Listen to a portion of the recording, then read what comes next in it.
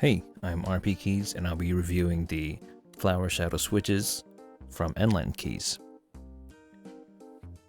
Just so you know, I was able to purchase these at a discount in exchange for doing a review, but my reviews will be unbiased.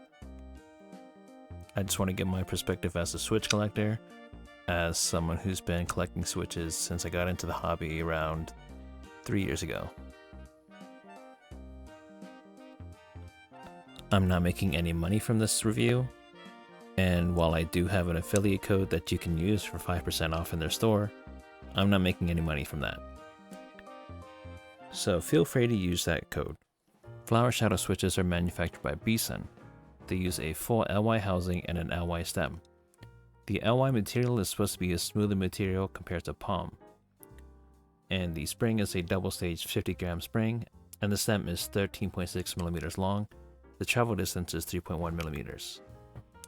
These didn't feel like 3.1 millimeters to me though, so I checked with my micrometer, and it comes out to 3.3 millimeters. Maybe my calibration is a little off? Maybe I'm wrong. Maybe it's because of the LY material, but these are a slightly smoother feeling than the strawberry wines I have. However, I did find some leaf ticking in these, but only slightly. I barely noticed it only when my computer was turned off and I didn't have my PC fans running. If you have a quiet PC build, you might notice it, but in my opinion, it's on the quiet side and arguably not worth opening up the Switch to lube it. You can make it a bit quieter just by lubing the back of the leaf.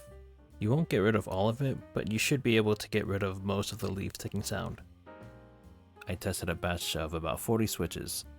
Of those 40, 6 of them sounded deeper than the others, which sounded like it was overlooped by a bit, which is just the same amount of consistency I found in the strawberry wine switches, which are also manufactured by BSUN.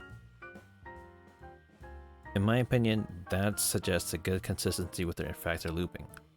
I'd be happy enough to buy a set of 70 of these for a 60 or 65% keyboard, and not really cherry pick for any switches that sound off unless they're in the alphas. Similar to BSUN's strawberry wine switch, these look overlooped, but they actually don't feel overlooped. I think if there was any more lube in here, it would feel overlooped, but I don't think these can be considered overlooped.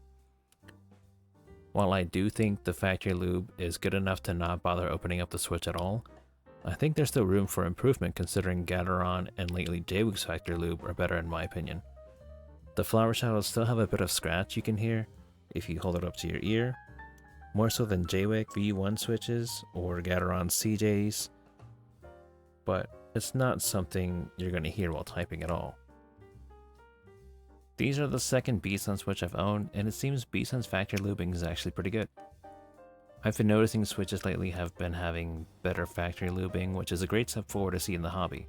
Since I got into the hobby right before COVID, lubing your switches by hand was the best way to get the most out of your switches, and also the only way to make them feel smooth. Factory lube back then was usually very inconsistent or sometimes straight up overlubed, and I'm pretty sure most Switch enthusiasts strongly preferred switches to come clean and dry. I still believe hand lubing yourself leads to better results overall if you know how much lube to use, but factory lubing is getting better and I might no longer need to spend 2 to 3 hours lubing up whatever new switch I get. Again, you may hear leaf ticking, but it's not that loud, it's not that noticeable.